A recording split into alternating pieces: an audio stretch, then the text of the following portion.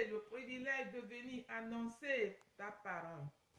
Seigneur, nous sommes que des vases vides et nous t'invitons de venir nous remplir pour toucher des vies, pour éclairer tes enfants, pour que ensemble nous puissions nous épanouir et te servir en vérité et en esprit. Merci Père de ce que tu es déjà là, au nom de Jésus-Christ. Amen. Amen. Amen. Amen. Que Dieu bénisse les auditeurs et les auditrices. Ouvrez vos oreilles et laissez le Saint-Esprit vous parler à travers nous. Que Dieu vous bénisse vos entendements et qu'à la fin votre intelligence soit renouvelée et que nous nous levons tous ensemble pour bouter hors de nos vies les malédictions causées par certains principes. On a parlé de plusieurs principes. Aujourd'hui, on va parler de 5e et 6e et la conclusion. 5e point, les péchés sexuels. Les péchés sexuels. Romains, chapitre 1, versets 21 à 32. Donc, on va lire 26, 27 de Romains. Romains 1, 21 à 32, mais on va lire 26, 27. Nous lisons. C'est pourquoi Dieu les a livrés à des passions infâmes, car leurs femmes ont chargé l'usage naturel en celui qui est contre nature. Et de même, les hommes, abandonnant l'usage naturel de la femme, se sont enflammés dans leurs désirs, les uns pour les autres, commettant homme avec homme les choses infâmes, et recevant en eux-mêmes le salaire qui méritait leur égarement. Amen. Amen. Donc, en lisant tous ces versets, aujourd'hui, on voit tous ces gens-là à l'œil nu dans le monde dans lequel nous vivons. Les péchés sexuels tels que l'adultère. Qu'est-ce que c'est que l'adultère? L'adultère, tu es marié, mais tu as eu des maîtresses encore dehors du foyer conjugal. C'est ça qu'on appelle adultère.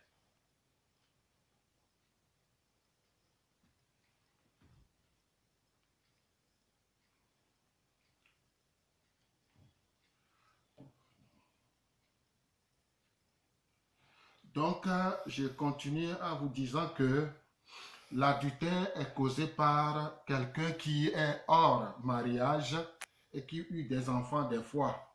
La fornication, c'est tu n'es pas marié, mais tu fais des rapports sexuels. Il y a l'homosexualité, comme vient de dire, l'homme fait rapport sexuel avec l'homme. Le lesbianisme, femme avec femme. Dieu interdit ce genre de choses.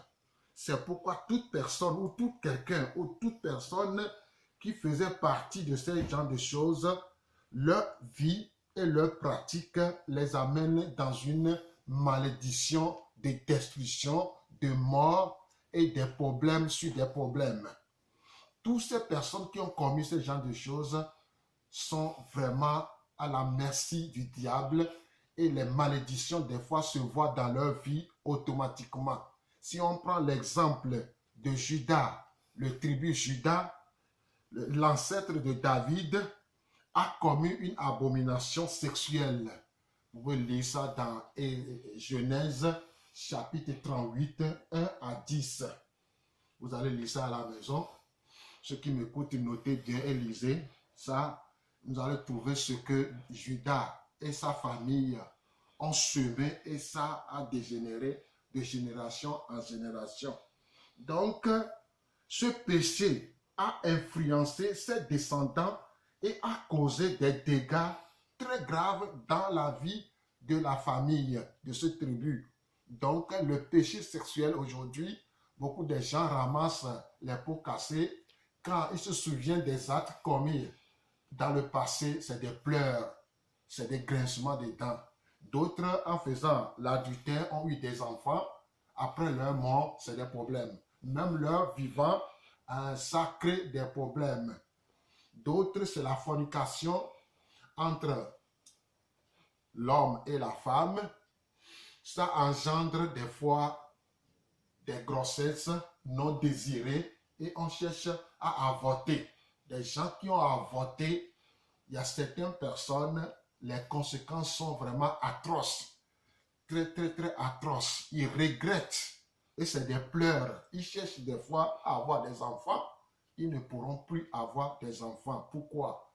Ces actes sexuels en dehors du mariage ou hors mariage, ça crée toujours des désordres dans la vie et ça traîne une grande malédiction très grave, destruction, mort, maladie, problèmes sur des problèmes. Aujourd'hui, on voit toutes ces maladies, sida, gonococcie, chopis, etc., etc. C'est une sorte de malédiction créée par certaines maladies qui nuisent à notre santé physiquement, spirituellement et émotionnellement.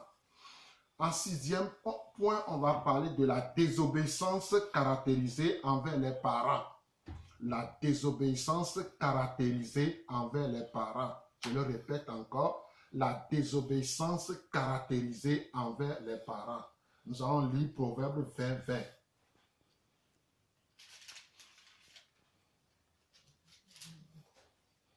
Okay. Nous lisons Proverbe 20, 20.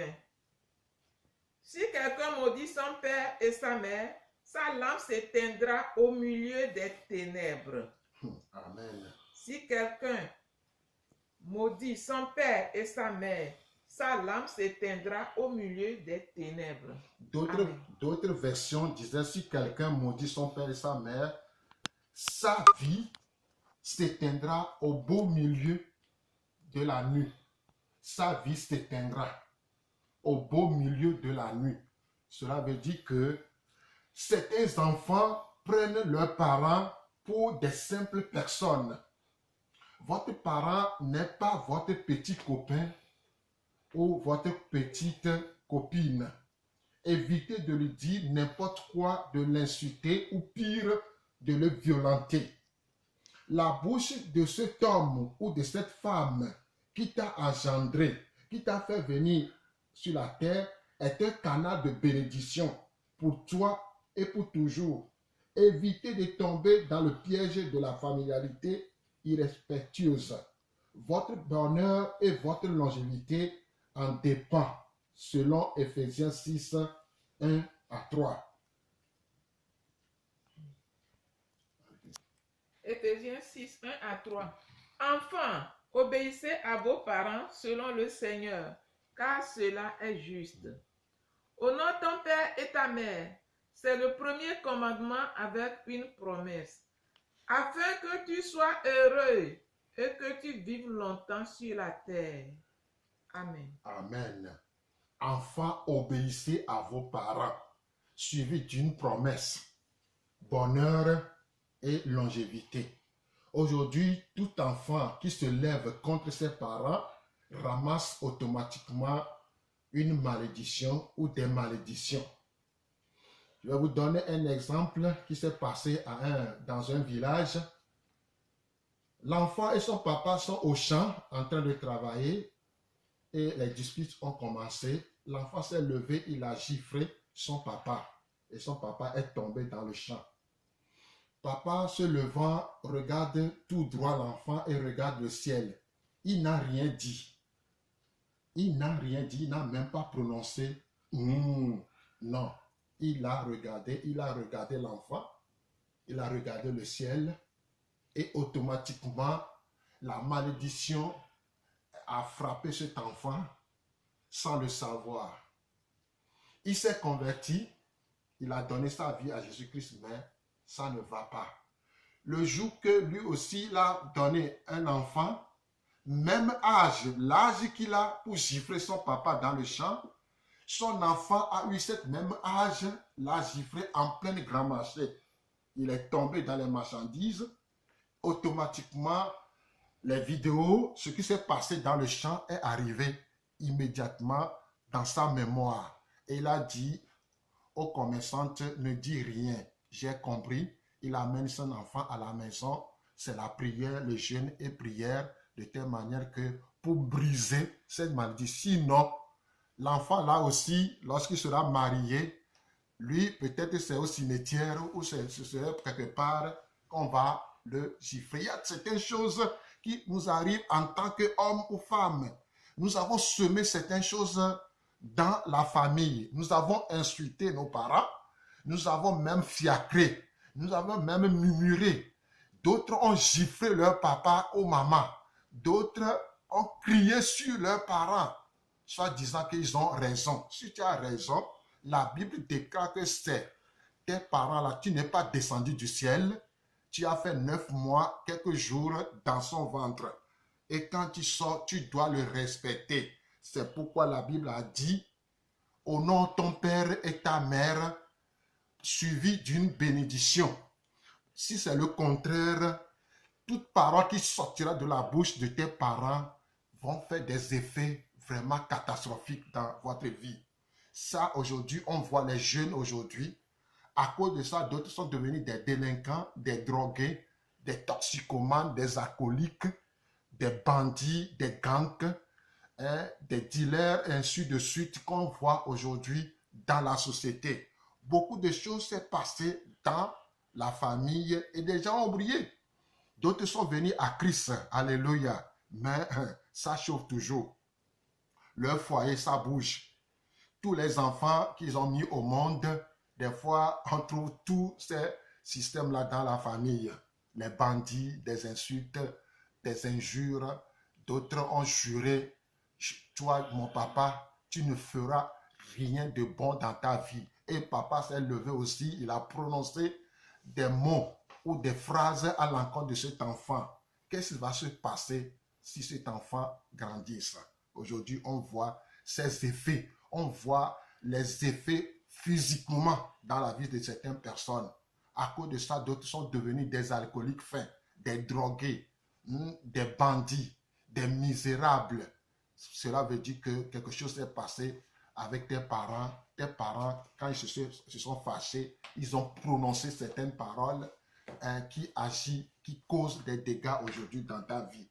Donc, si tu es à l'écoute, il faut revoir ta vie.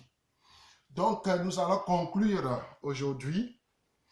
Nous avons parlé de malédiction héréditaire, parentale, familiale. On a parlé de certaines causes de malédiction. En conclusion, les malédictions sont réelles. Elles ne sont pas une invention humaine. Ce n'est pas les hommes qui ont inventé les malédictions. C'est Dieu qui les a prononcées sur une montagne. Sur une montagne. Et le peuple a dit Amen. Une fois que vous désobéissez à cette parole, la malédiction vous attrape. Elle peut être invitée dans votre vie par vous-même ou à travers une autorité familiale qui s'est rebellée contre Dieu. Mais la bonne nouvelle, c'est que toute malédiction peut être brisée au nom de Jésus-Christ. Toute malédiction reconnue, consciente, peut être brisée au nom de Jésus-Christ. Le sang de Jésus-Christ est très efficace pour briser toute malédiction. Jésus est mort aussi sur une montagne. Il a versé son sang aussi à travers une montagne qu'on appelle Golgotha. Dieu a prononcé cette malédiction sur une montagne. Jésus les a détruits aussi sur une montagne. Donc, on peut dire, alléluia, que nous pouvons briser nos malédictions. La bonne nouvelle, je dis que c'est que toute malédiction peut être brisée au moyen de la repentance, c'est-à-dire confession avec une vraie contrition, de la prière fervente, prière d'autorité et l'expiation par le sang de Jésus-Christ de Nazareth. Cela veut dire que pour que nous finissions avec nos malédictions reconnues ou connues ou reconnues ou conscientes, Dieu est capable de venir au secours de ta vie pour détruire cette malédiction, d'abord par la repentance. Reconnaître qu'il y a une malédiction ou des malédictions dans la famille, confesser et demander pardon à Dieu par une prière fervente, c'est-à-dire une prière d'autorité au nom de Jésus-Christ, Dieu est capable d'expier par le sang de Jésus-Christ cette malédiction ou ces malédictions. Auditeurs et auditrices, nous avons un Dieu très puissant, un Dieu tout-puissant, un Dieu qui vit au siècle des siècles, d'éternité en éternité. Il est Dieu. Il sait tout dans les familles. C'est lui qui a institué la famille. Si la famille trimballe des malédictions, lui aussi il est capable d'intervenir et de détruire ou de briser cette malédiction pour que tu sois à l'aise. La bénédiction coule encore à ses pieds. Viens devant lui, comme il a dit dans Matthieu 11, verset 28, tous ceux qui ont chargé de péché, de malédiction, Dieu en Jésus-Christ est capable d'intervenir pour détruire et enlever par l'expiation, par le sang de Jésus-Christ, toutes ces malédictions pour que tu sois net, propre, pour pouvoir vaquer correctement à tes occupations. La bénédiction de Dieu est là. La bénédiction de Dieu est là. Comme l'apôtre Paul a dit, Dieu nous a bénis, mais les adversaires sont nombreux. Et ces adversaires sont les malédictions, les alliances et les idoles de nos parents qui bloquent cette bénédiction. Revenez à Jésus-Christ, comme Osée 6, 1 à 3 l'a dit. Venez. Dieu nous appelle à venir. Comme Ésaïe chapitre 1, verset 18 a dit, venez et plaidons. Si nos péchés sont noirs comme la cramoisie, ils deviennent blancs comme la neige. Dieu a lancé l'appel, viens à lui et confesse ce que c'est que les péchés familiales, ancestrales ou héréditaires. Il va se lever et il va détruire ces malédictions pour que tu sois stable, équilibré et que les bénédictions se voient à l'œil nu dans ta vie. Sois béni, sois béni. Tous ceux qui m'écoutent, auditeurs et auditrices, ce n'est pas encore fini pour toi.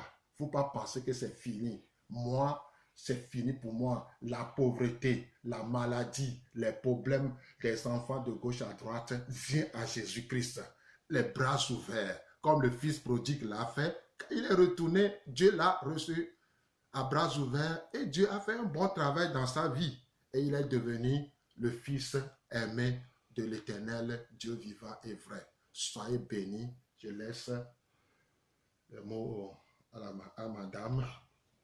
S'il y a quelque chose à ajouter.